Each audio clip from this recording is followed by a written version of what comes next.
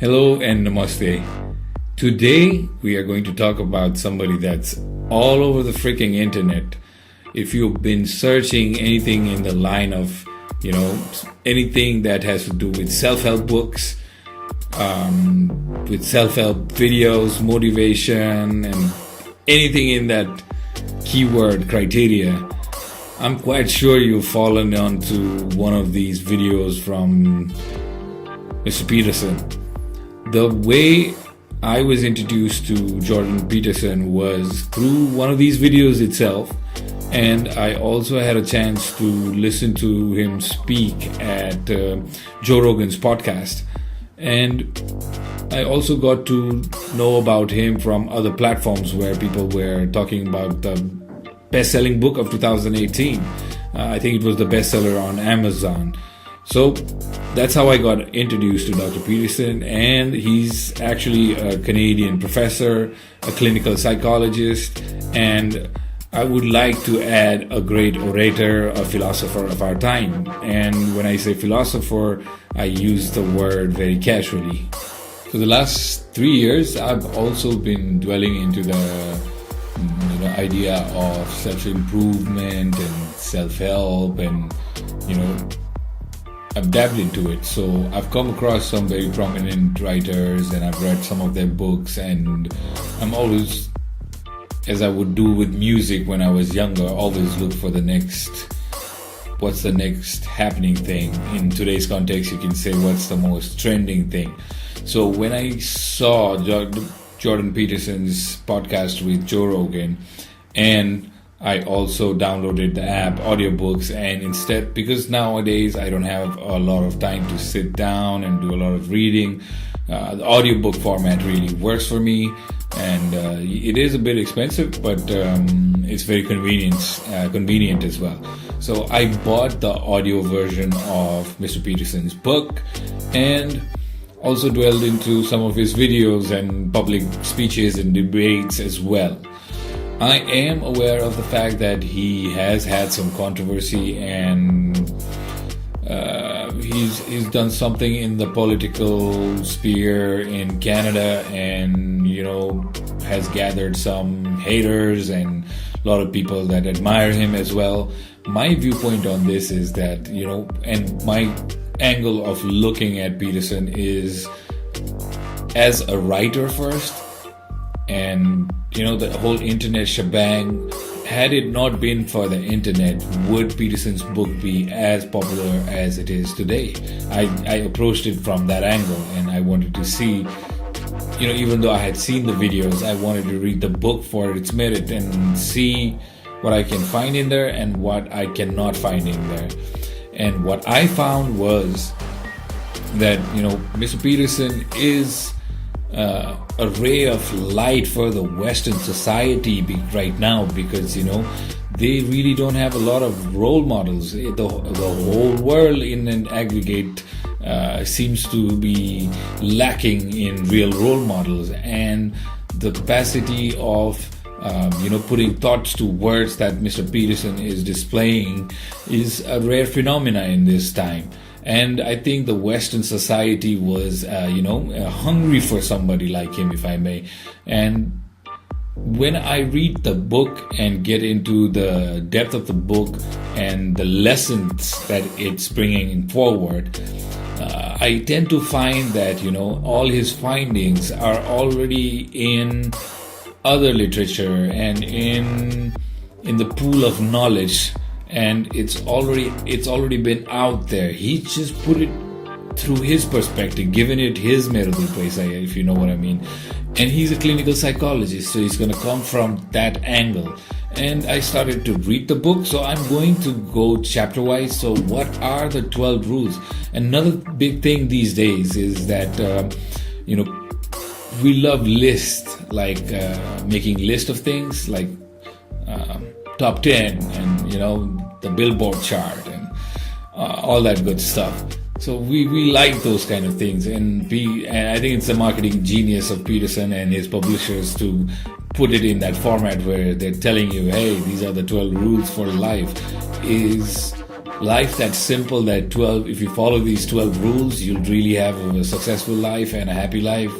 No, I think it just, life has a meaning of its own for every individual in many different ways, because we go through different struggles, and we are good at few things and we're bad at few things, and some people struggle in one thing and the other people in something else. So you cannot take this book like, with that kind of a perspective. You just have to go at it and read it openly.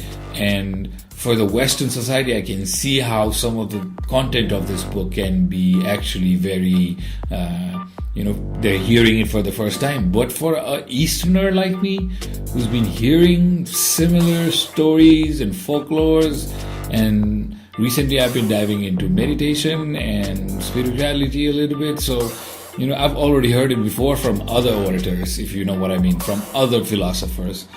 So let's go into the chapters. The first chapter is titled, I forgot the title, but what the first chapter teaches about is posturing.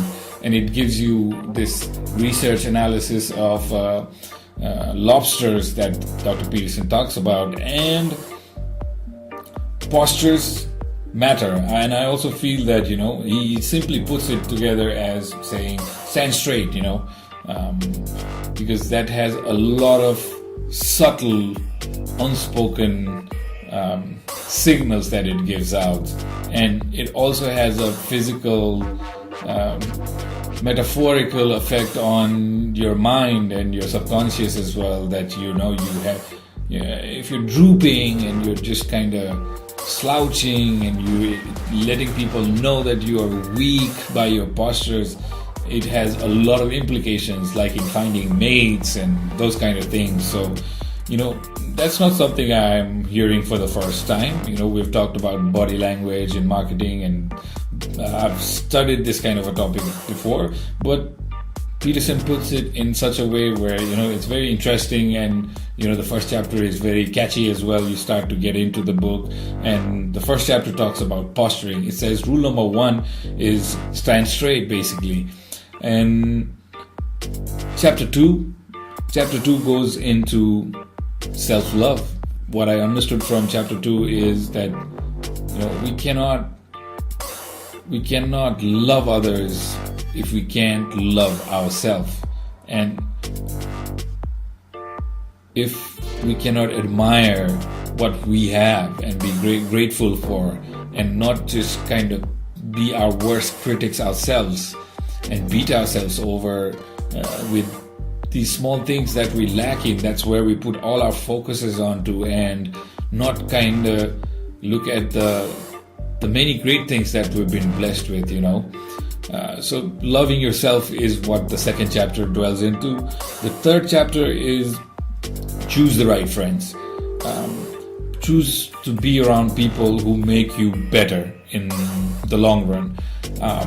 As a youngster, it's very difficult to... I've seen people post things online like, BFF and best friends forever. Let me tell you, kids,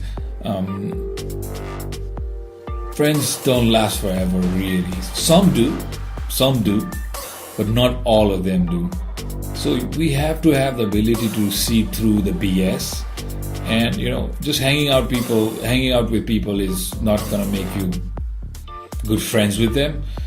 That's not the true definition of good friends. I think those are just companions that come into your life, they move out, and they really don't have a significant impact on who you are, what you do, and where you go. So the third chapter basically tells you the third rule is, choose the right friends.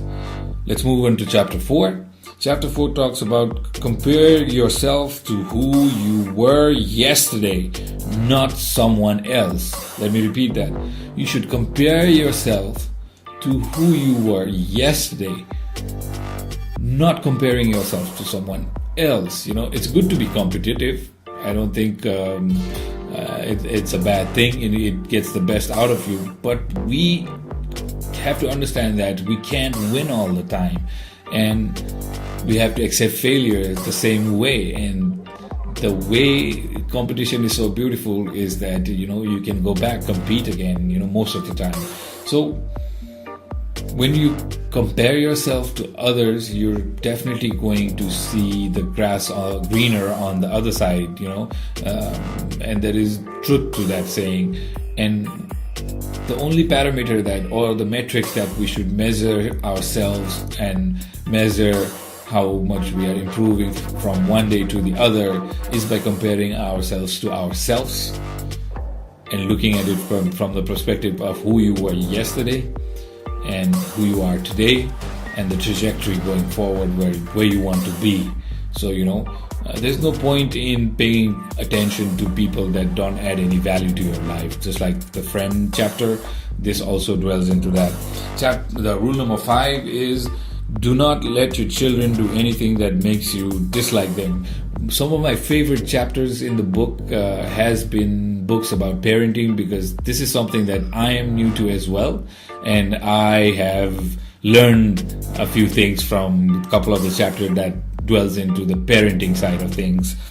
And this actually tells new parents, or, if you have children, how to raise them without being sort of like politically correct in today's context, trying to raise your children with the standards that the world has set for you or some self-help book has set for you. That is total BS. I think the old school way of raising your children is the right way, where old school in the sense that at some point, if there is need for small establishment of authority to emphasize something to your child, I think that is absolutely important, and that in today's context, that's been taken out of context and turned into something else. So chapter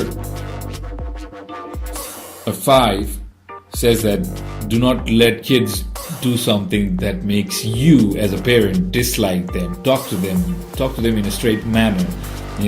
Tell them what's right, tell them what's wrong, and if there is necessary action that's needed, something in the line of sort of like threatening them to show who's boss and that they still have a lot to learn and they need to listen to their parents. I know every kid will rebel to this, but you have, as a parent, you have to be honest. That's what the chapter talks about. So rule number 6 is set your house in perfect order before you criticize the world. So, we might try to look at what's wrong with our life. We all know what's really wrong with our lives. If we really be honest to ourselves and look really deep within ourselves, the answers are already there. And we tend to kind of find an excuse to just throw darts and shoot arrows at other things and say that, oh, I am not happy, or I am not this way because so-and-so said so, or such conditions are not being met. So I think this chapter, or the rule number 6, is just about stop what you're doing, and before you're trying to teach others what's wrong with their lives, you should stop and look at your own and be honest with yourself and move in the right direction. So let's move on to another chapter. Rule number 7, it says pursue what is meaningful, not what is expedient. Life can seem meaningless, but you have to find your own private meaning or mission in life. I agree to this chapter, this rule, because meaning of life is such a vague question. It can have so many different answers to that, and you have to find what works for you. You have to find the sail to your boat and let it just cruise along. You have to find your own meaning. So rule number 7 is more about pursuing what makes more meaningful to you. For me, it might be doing podcasts and doing book reviews and that sort of thing. What works for you, Number 8 is very, very simply just like chapter 1 says stand straight. Rule number 8 says don't lie. And I agree to this because even though we say these lies, I'm not saying I am completely clean and I've never lied before as well, or neither does I think Dr. Peterson.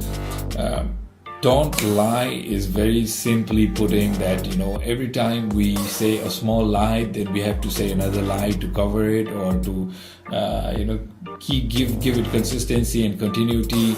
And then this is just a vicious cycle, and it just engulfs you within it, and it will not take you to a very happy place. So being honest, even on the short run, people might find that you are rude or you've not been kind to them. But eventually, in the long run, they or you will understand that that's the right way, and that's the way of peace, is by being honest and straightforward and not lying. And rule number 9 says, listen and learn. You never know what you can learn from somebody in front of you. Don't underestimate the book by its cover, that sort of a thing, where you can learn something from everybody. I was talking to, I think, a few people in my live stream a couple of weeks ago, and this is where we came at. I remember this point where you can learn something from everyone. So if somebody is sharing something with you, listen with intent. That's what chapter 9, rule number 9 says. Rule number 10 is be precise in your speech. This is something, I like this chapter because it helped me a lot, and I struggle with this as well. Sometimes I have to be correct because of the position that I'm in, and it kind of creates a situation where I can't be 100% honest about my feelings and my thoughts. I would want to say something, that thought might be expressed in a rage kind of a way. But because of the situation I am in and the position I'm in, I have to switch that and sometimes lie, and I'm not able to be precise in what I want and what I'm trying to express through my words. So, rule number 10 kind of emphasizes the fact that being precise in your speech, that's going to help you, because if you say something and you mean something and you're thinking something else, then it creates chaos. And this is the antidote of chaos. So rule number 10 was very helpful for me. I'm going to move on. Rule number 11, or chapter 11, is another chapter about parenting. And it says, do not bother children when they are skateboarding. And by this, Peterson means we cannot emphasize our values and our ideas onto children, because they are an entity of their own, and this sort of like wild horses. You have to let them run free, because you don't know what kind of a run they're going to be on and what kind of a horse they're going to be turned out to be in the future. And by setting those boundaries and telling kids not to take those risks, we're actually not letting them explore their own potentials in that way. So rule number 11 is about parenting, and it says, don't bother children when they're trying to skateboard. Let them have a few bruises. That's how they get stronger. And rule number 12 is pretty interesting. It says, pet a cat when you see one. This chapter sort of indulges in the point that, when we're engulfed with emotions and thoughts and things of that nature, and we're trying to take decisions and solve problems, we will definitely most likely start to forget the small minute things that have the potential to give us happiness. And when he says pet a cat, that's what I think he means by it, which is, sometimes you can have an overwhelming day, but then you can find the smallest thing, such as petting a cat, to be very, very pleasuresome and peaceful. And it might be anything for you. Paint a picture, or clean your bike or something. I don't know. Get your mind off it, and do these small little things that give you joy, and that's how you get back to your base mentally. So that was in some way a summary and my review of the book 12 Rules for Life by Jordan Peterson. I know that he's propelled into a huge popularity platform right now, and there's a lot of people that don't like what he says. There's a lot of people that admire him, and My viewpoint on this is that, anybody who becomes popular is going to have some kind of controversy wrapped around them one way or the other, one day or the other. And I look at Peterson as somebody that's very, very intelligent and very, very smart. And he's also a very good writer and orator, and the publication has done a great job at publicizing him. So, if he's out there and he's done something, obviously people are gonna hate them. I like people who are driven like him and can break through and create something out of nothing. We are all rebroadcasting the same old ideas by putting our own self and our own ideas into it and polishing it and representing it. So, a lot of the things that he's taught in the book, I've read a lot of the things that he's mentioned in books by Osho. I've read books by other writers, and similar things that he talks about has been passed on in other books as well. So this is just a different serving, and the time frame that it came out at, 2018, really needed something like this to kind of shake the already established and very vague ideas that are floating out there. People have very little attention span these days, and this helps people that are struggling with these minute things to kind of bring things back into perspective. That's why the 12 rules, just kind of making it easy and marketable. So to all the pseudo intellectual fucks out there that just sit around saying he's this and he's that, you're just bloody hell jealous of him, man. I think he's a great intellectual person, and the world needs people like him to speak out and present very different viewpoints and different perspective about life as a whole.